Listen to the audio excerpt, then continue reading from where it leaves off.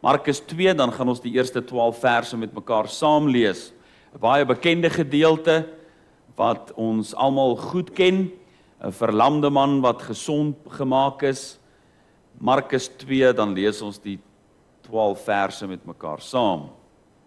Iemand vra nou die dag vir my, Dominee, maar Petrus, hoekom het hy nie 'n evangelie geskryf nie? Die boek Markus kan in ander woorde ook die evangelie volgens Petrus genoem word. Markus en Petrus was reisgenote gewees. So die inligting wat deur die Gees van God geïnspireer is ook wat deur Petrus gedeel word. Mense sien dit in die boek Markus. Markus is nou natuurlik die kortste evangelie, kort en bondig, kom tot die punt en sê wat gesê moet word. Brei nie veel uit nie. Maar ons het tog hierdie wonderlike verhale wat ons hier vind met genoeg inligting, alhoewel Markus so op die punt afskryf. Nou lees ons Markus 2 en ons lees vanaf vers 1. En na 'n paar dae het hy weer in Kapernaum gekom en die mense het gehoor dat hy in die huis was. En dadelik het baie saamgekom, sodat daar selfs by die deur nie meer plek was nie. En hy was besig om aan hulle die woord te verkondig. En daar kom mense na hom met 'n verlamde man wat deur vuur gedra word. En toe hulle van weer die skare nie naby hom kon kom nie, maak hulle die dak oop waar hy was. En nadat hulle dit oop gebreek het hulle die bed waar die verlamde op lê laat afsak. En toe Jesus hulle geloof sien, sê hy vir die verlamde, seun, jou sondes is jou vergewe. En sommige van die skrifgeleerdes het daar gesit en in hulle harte geredeneer, waarom praat hierdie man so godslasterlik? Wie kan sondes vergewe behalwe een, naamlik God? En Jesus het dadelik in sy gees geweet dat hulle by hulle self so redeneer. En hy sê vir hulle, wat redeneer julle oor hierdie dinge in julle harte? Wat is makliker om vir die verlamde te sê, die sondes is jou vergewe, of om te sê, staan op en neem jou bed op en loop? Maar dat julle kan weet dat die Seun van die mens mag het om op die aarde sondes te vergewe, sê hy vir die verlamde man. Ek sê vir jou, staan op, neem jou bed op en gaan na jou huis toe. En dadelik staan hy op en neem sy bed op en gaan voor die oë van almal uit, sodat almal verbaas was en God verheerlik en sê, so iets het ons nog nooit gesien nie. Ons lees dan net tot hier uit die lieflike woord van die Here.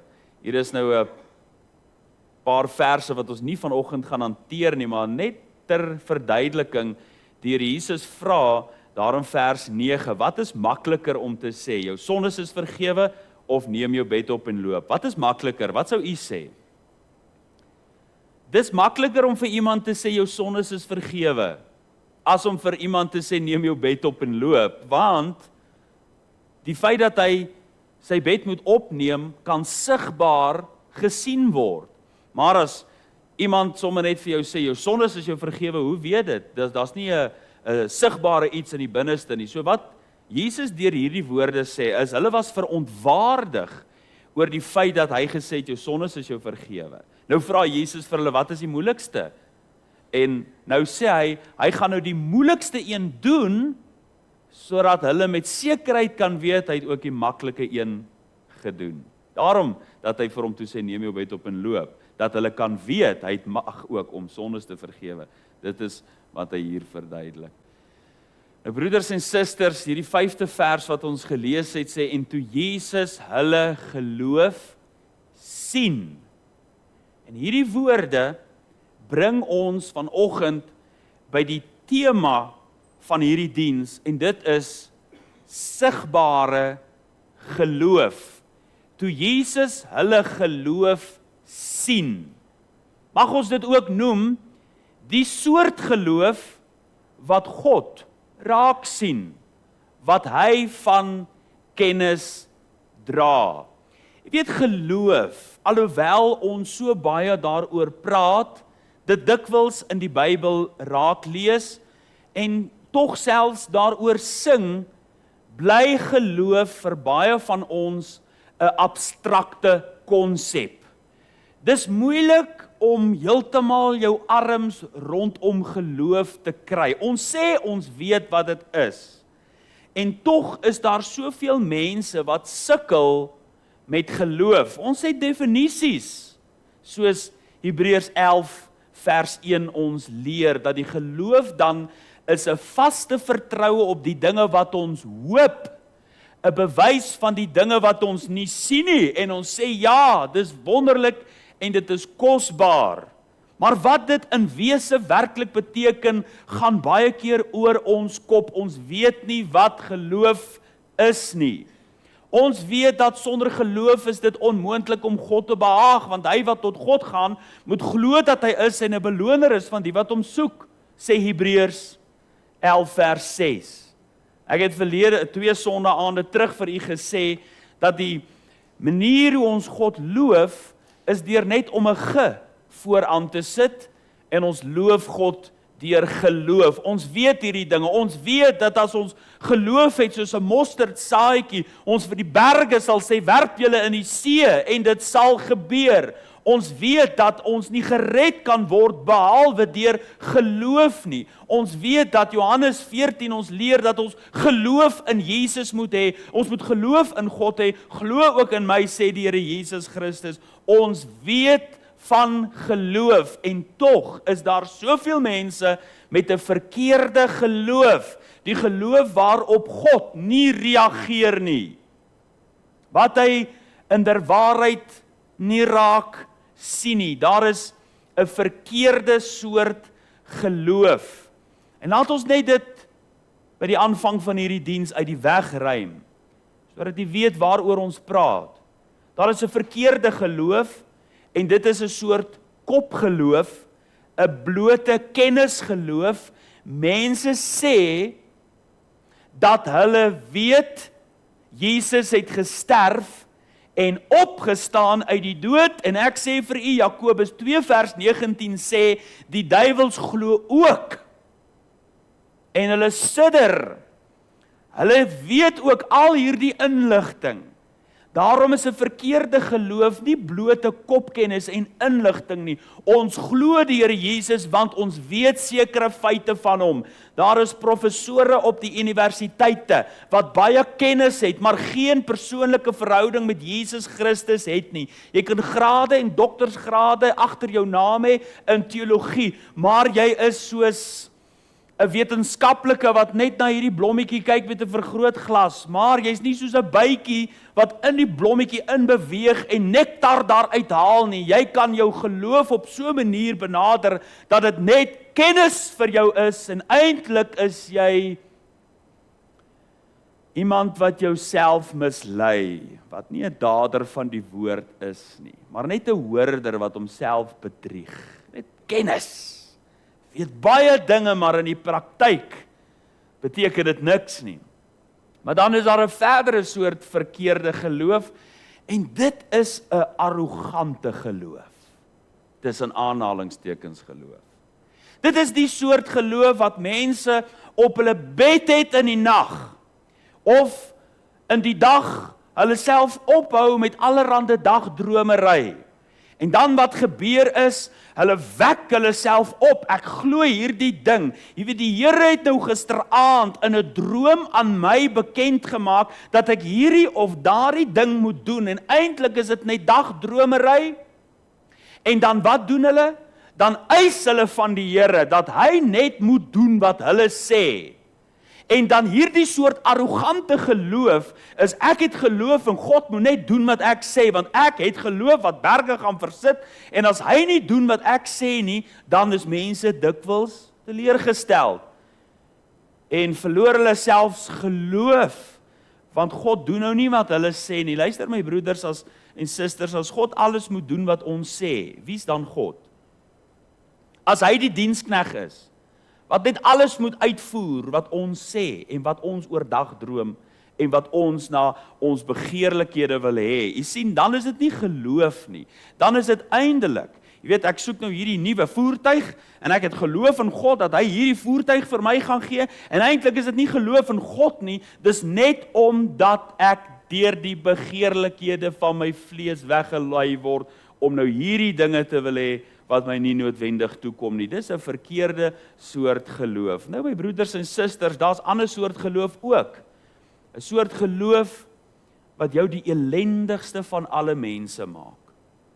Dit is wat Paulus vir ons skryf wanneer hy ons leer in 1 Korintiërs 15 vers 19. As ek in die Here Jesus Christus glo net vir hierdie lewe, dan is ek die elendigste van alle mense.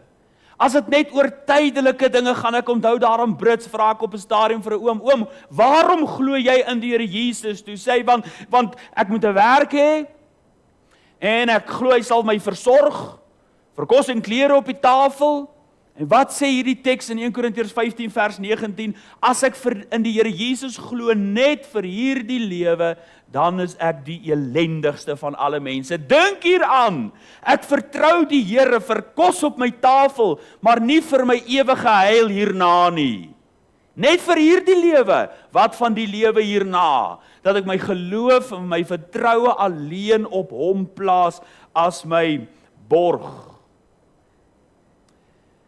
Maar dan my broeders en susters, as ons vir mekaar sê, daar is iets soos 'n verkeerde geloof, 'n kennisgeloof, 'n arrogante geloof, as ons sê daar is 'n elendige geloof, dan moet ons tog ook vir mekaar sê, wat is die geloof wat Jesus raak sien? Daar is 'n Latynse uitdrukking, wat sê fides quoens corporalitatem, en dit beteken, geloof is op soek na iets. Geloof wil nie alleen bly nie. Hierdie uitdrukking beteken, geloof soek 'n liggaam. Geloof wil nie abstrak bly nie. Geloof wil sigbaar word in 'n liggaam, deur dade en deur aksies. Daar is 'n soort geloof, my broeders en susters, wat dood is, soos Jakobus 2 vers 17 ons leer, wat in sigself dood is, en dit is die soort geloof wat nie deur werke gekomplementeer word nie. Dis die soort geloof wat nie sigbaar word nie. Dis 'n dooie geloof, en is waardeloos, en is nutteloos, en Jesus sal nie daardie geloof raak sien nie. Maar geloof oorgaan in werke. Ons geloof is nie werke nie, maar dit gaan oor en word sigbaar gedemonstreer in ons handelinge, in ons voeteaksie, in ons liggaam word dit vergestald. Daar is geloof sigbaar in iemand se lewe. Dit word oorgesit in werke.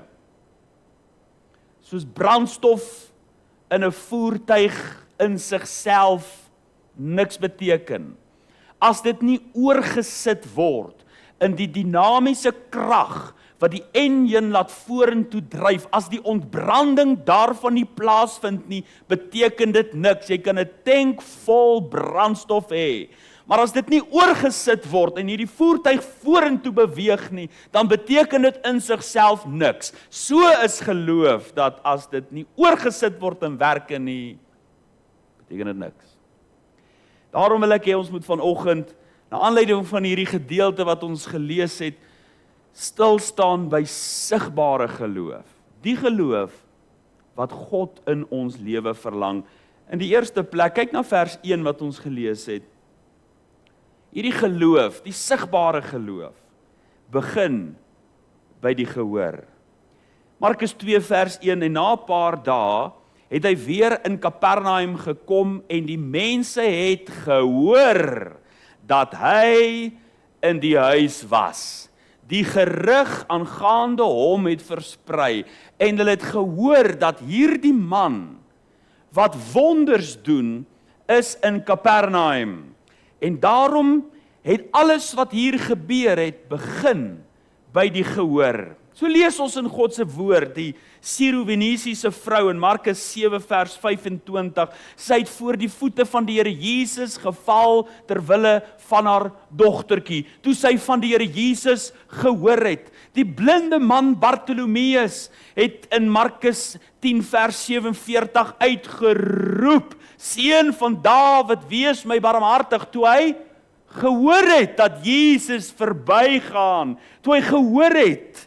Lukas 8 vertel vir ons van die vrou wat 12 jaar lank aan bloedvloeiing gely het. Toe sy van die Here Jesus gehoor het, het sy deur die skare gedring om maar net die soem van sy kleed aan te raak, omdat sy van hom gehoor het. Jairus het van die Here Jesus gehoor, 'n vreemde man uit 'n vreemde volk vir die Jode, maar hy het gehoor.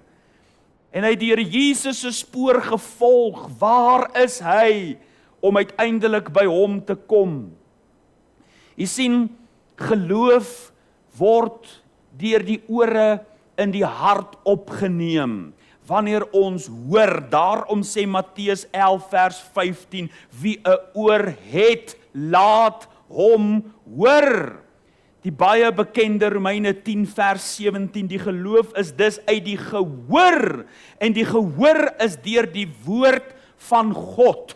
Dis wanneer die boodskap tot jou ore kom. Ek hou reeks dienste in Vredendal, in die pragtige Weskus omgewing. En tydens die wederkomsdiens is daar 'n jong seun wat daar agter sit wat sy hart vir Jesus gee. En hy gaan toe na die tyd huis toe en sy pappa Gustaf vra vir hom, of hy vra vir sy pa, pappa, wat beteken geloof? En Gustaf sê vir hom, geloof, my seun, is wanneer ek vir jou sê, ek het vir jou R1000 in jou bankrekening inbetaal. Jy kan hierdie week enige iets gaan koop wat jy graag sal wil hê. En hy sê toe vir hom, my seun, as jy nou daar in die winkelrakke rondstap, wat gaan jy doen? Jy gaan enige iets kies onder R1000. En gaan jy daar by die til aankom en wonder, het jy genoeg geld? Nee. Jy gaan jou kaartjie met vrymoedigheid uithaal en betaal. Hoekom doen jy dit? Hy sê, want ek glo dat pappa gesê het, pappa het vir my R1000 inbetaal.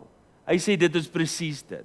As jy dan met sulke vrymoedigheid reageer op my woord, dat ek vir jou gesê het, ek het R1000 in jou rekening inbetaal, hoeveel te meer kan jy nie reageer op die woord van God wat tot jou kom nie?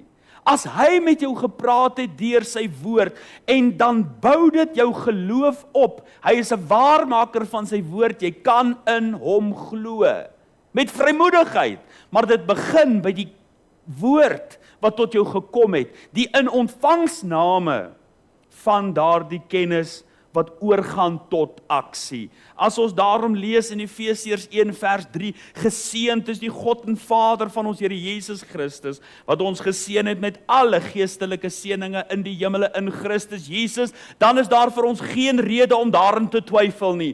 Ons kan God dank dat hy ons geseën het met alle geestelike seëninge. Dis nie nodig vir ons om in die moddersluike van die wêreld rond te krioel nie. Ons kan met oorwinning lewe, want Christus het ons alles geskenk wat tot die lewe en die godsvrug dien. Dit bou ons op wanneer ons hoor wat sy beloftes in die woord is. 2 Petrus 1 vers 3, immer sy goddelike krag het ons alles geskenk wat tot die lewe en godsvrug dien, deur die kennis van hom wat ons geroep het, deur sy heerlikheid en deeg. My broeders en susters, hoor u die woord van die Here, wek dit geloof in u hart. Hierdie God is 'n waarmaker van sy woord, immer sy goddelike krag het ons alles geskenk wat tot die lewe en godsvrug dien. Daar kom niks kort nie. Alles wat tot ons geestelike opbouing en ons innerlike versterking dien, het hy aan ons geskenk. Voorwaar, ek sê vir julle, Johannes 6 vers 47, wie in my glo, ewige lewe. Nie miskien dalk, ons sal maar kyk deur watter hekkie jy gaan enig as jy daar kom nie. As jy in die Here Jesus glo, dan bring dit hierdie vastigheid in jou lewe, dat jy die ewige lewe in Christus Jesus het. Soos Handelinge 4 vers 4 sê, en baie wat die woord gehoor het, het geglo. Dis waar dit begin, deur te hoor. Maar die tweede wat ons sien, is dit trotseer uitdagende omstandighede. Wat sê vers 2? En dadelik het baie saamgekom, sodat daar selfs by die deur nie meer plek was nie. En hy was besig om aan hulle die woord te verkondig. Baie het saamgekom, sodat daar nie meer plek was nie, en toe draai hulle om, en toe gaan hulle maar huis toe.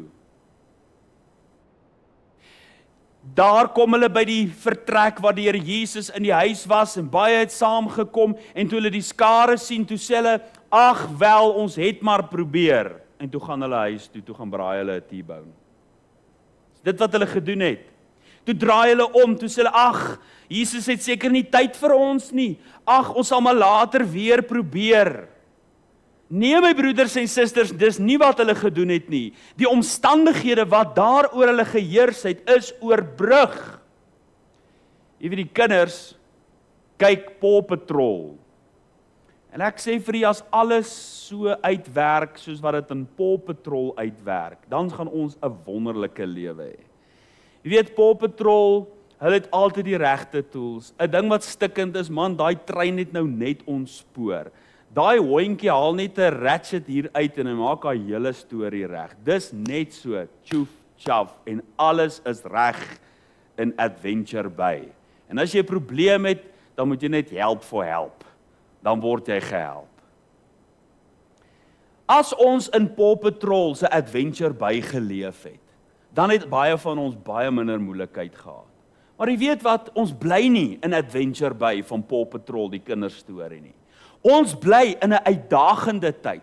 Ons bly in 'n tyd waar mense met dinge sit. Dit loop nie net altyd klop dusselboom nie. Dis nie maanskyn en rose altyd nie. Ja, sekerlik kon hulle daardie dag opgedaag het met die hoop, hulle is eerste in die ry. Daar is nou eers niemand wat saamgekom het nie. Hulle kan sommer dadelik instap na die Here Jesus toe en hy kan hulle verlamde vriend gesond maak. Maar dis nie hoe dit werk in die tyd waarin ons lewe, in die tyd waarin hulle gelewe het nie. Nou sommige mense sê mos as jy so voor die deur kom, die laaste sleutel wat jy nou in die deur se gat probeer druk, die regte sleutel. Hoekom kon jy nie net eerste keer die regte sleutel ingedruk het nie? Dan sê mense dis Murphy's Law. Dis nie Murphy's Law nie, dit is die sondeval waaraan ons onderwerp is, die moeite en die verdriet. Weet, jy bestel vir jou 'n part wat van Amerika of van Engeland of van China afkom.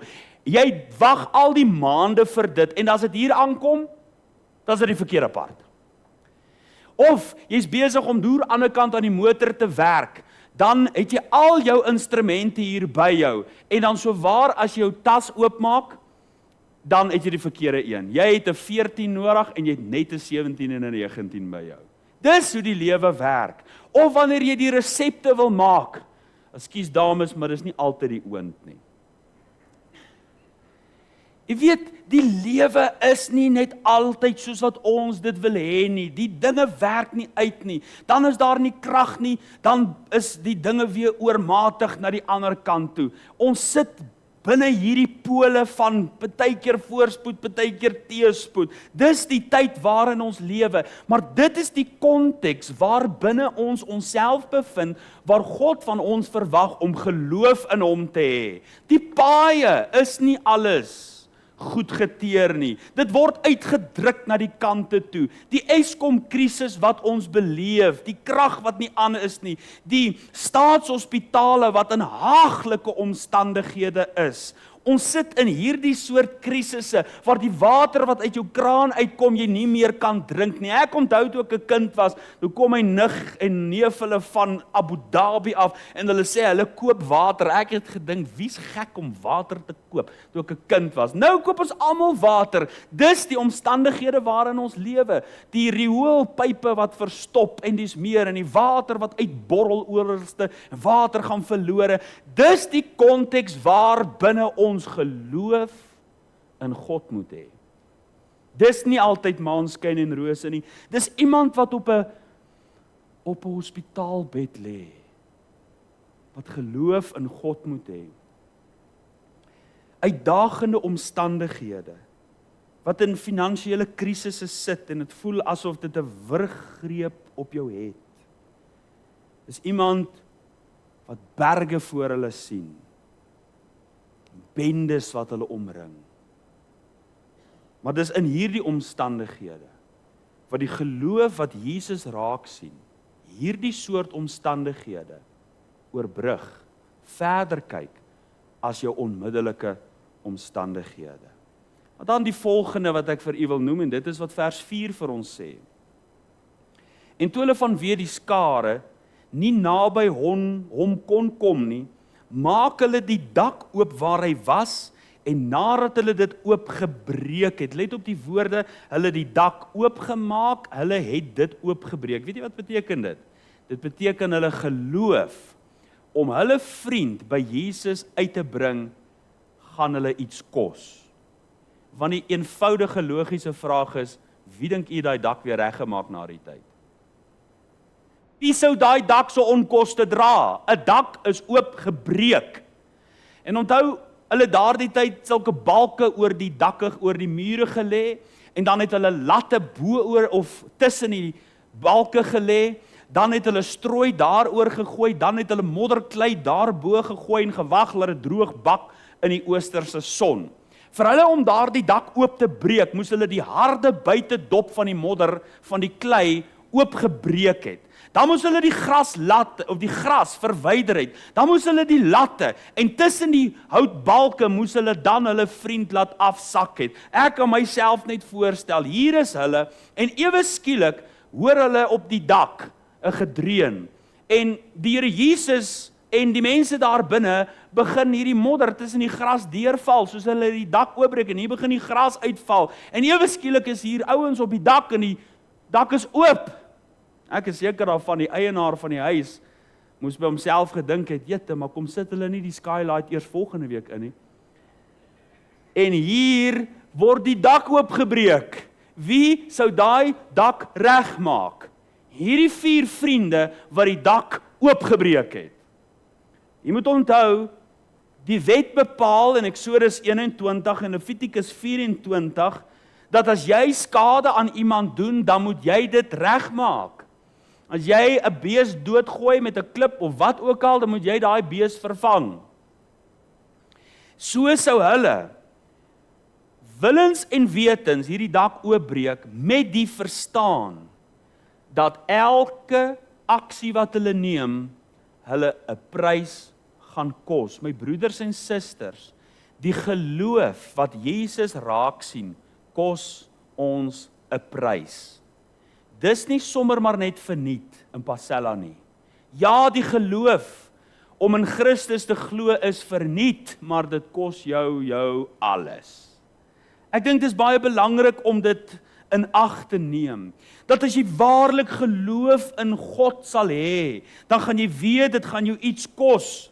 Dit gaan jou 'n tree van geloof kos om uit die boot van gemaksugtigheid uit te tree. Dit gaan jou mannemoed kos om met jou vriende oor hulle goddeloosheid te praat en vir hulle te sê, ek gaan nie met julle saam op julle goddelose weë nie, want ek het die Here Jesus gekies. Dit kos jou iets, dit vra iets van 'n man om nee te sê vir die vriende se verleiding en die verlokking daarvan. 'n Tree van die geloof, om uiteindelik, dit kos jou iets om 'n oorgawe aan God te maak, om gehoorsaam te wees aan sy stem. as die Here iets in jou werk, wat ook al in jou lewe vanoggend skipbreek mag lei, en jy vind geloof in God se woord, dan moet jy weet, dit gaan jou 'n prys vra. Miskien getrouheid, om meer getrou te wees, om meer oorgegee te wees, om 'n liggaam te gee aan die geloof wat jy bely.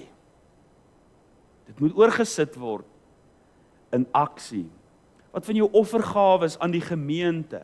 Dit kos iets om jou hand in jou sak te steek en te sê, Here, ek gaan U vertrou vir my offergawe. Here, ek gaan U vertrou vir evangelisasie moontlikhede.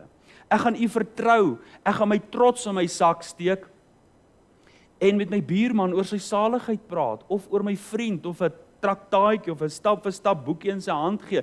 Dit kan jou vriende kos, dit kan jou aansien kos, dit kan selfs 'n erflading kos, 'n erfporsie. Ek weet van mense wat onterf is, omdat hulle Jesus Christus bely het as verlosser en saligmaker.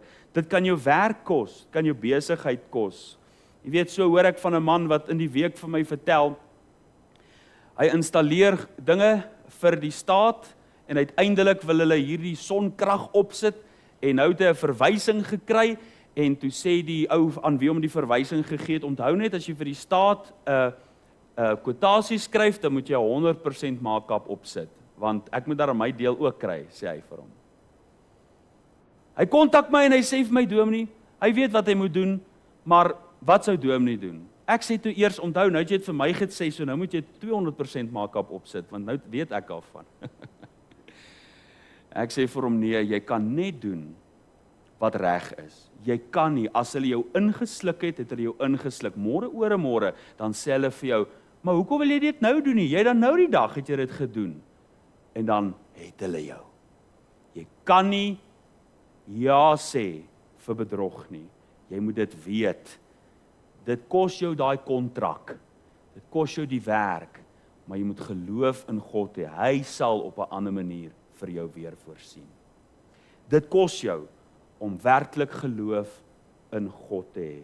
Maar die laaste wat ek vir u wil noem, ons sien in hierdie gedeelte, dat dit oorbrug omstandighede, wanneer jy hoor wat God vir jou in gedagte het, dan trotseer dit omstandighede.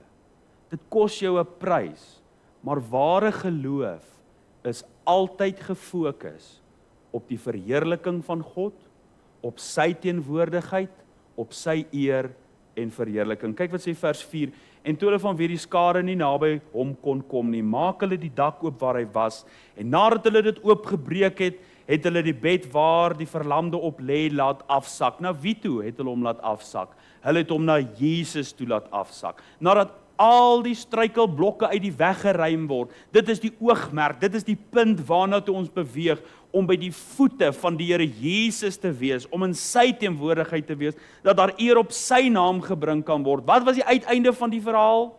Wat is die vers 12 wat ons gelees het? En dadelik staan hy op, neem sy bed op en gaan voor die oë van almal uit, sodat almal verbaas was en God verheerlik en sê, so iets het ons nog nooit gesien nie. Jy sien, ongelukkig is dit so, dat baie mense se geloof is soos hierdie elendige geloof. Dit gaan eintlik maar nog net oor my gerief, oor my gemak. Waarom bid ek tot die Here, dat ek 'n bietjie beter lewe kan hê? Waarom bid ek uiteindelik, dat ek voordeel daaruit kan kry? Waarom bid mense vir 'n nuwe werk? Sodat hulle nog besiger kan wees? Nog minder hulle onderlinge byeenkomste bywoon. Here, geef my werk. Dan gee die Here die werk, en as hulle so besig, hulle kom nooit weer in die teenwoordigheid van die Here omtrent nie. Dit is soos die man wat Dominee Dani van Rensburg sê. Die man kom na hom toe en vra vir hom, Dominee, bid asseblief saam met my vir 'n boot. Ek soek graag 'n boot. Dis 'n begeerte van my hart. En die Here gee toe vir hom 'n boot, en nou is hy elke Sondag op die Hartbeespoortdam en sit sy voet omtrent nie in 'n kerk nie. My broeders en susters, waarvoor het ons geloof in die Here Jesus? Is dit maar net sodat ek uit my finansiële verknorsting kan uitgaan, sodat ek nog meer kan verkry? Here, help my met hierdie kontrak. Here, help my met hierdie saak, sodat ek nog meer geld kan kry en nog meer van u roof om nie my offergawes te bring nie. Is dit wat gebeur in mense se lewens? Ander mense bid, ag Here, stuur vir my liefde, ek soek 'n man in my lewe, ag ek soek 'n vrou in my lewe, dan stuur die Here vir hulle 'n man, dan stuur die Here vir hulle 'n vrou, dan lok daai een hulle weg van die teenwoordigheid van God af. Hoe dikwels het ons dit al gesien, jong mense in 'n gemeente, dien die Here, hulle soek liefde, kry hulle liefde, waar sis en so, nee, hulle so, want die kerel wat hulle nou het, jong, hy sit sy voet nie in 'n kerk nie, waar's hulle nou? Nou het God liefde gegee, en nou is hulle weg. Waarom bid ons vir wat ons wil hê? Jy weet, sommige mense bid vir gesondheid, en as hulle gesondheid teruggekry het, dan gebruik hulle weer hulle lede in die diens van die duiwel. Ag Here, maak my gesond. Ag Here, help my, dat ek weer krag kan kry, en sal weer hulle krag, en dan giet hulle self maar net weer in die wêreld uit. Waarvoor bid ons? Jy sien, uiteindelik die geloof wat sigbaar word, is die geloof wat gefokus is op die voete van die Here Jesus. Is die geloof wat gefokus is om in sy teenwoordigheid te wees. Is die geloof wat gefokus is om sy naam ter ere te wees.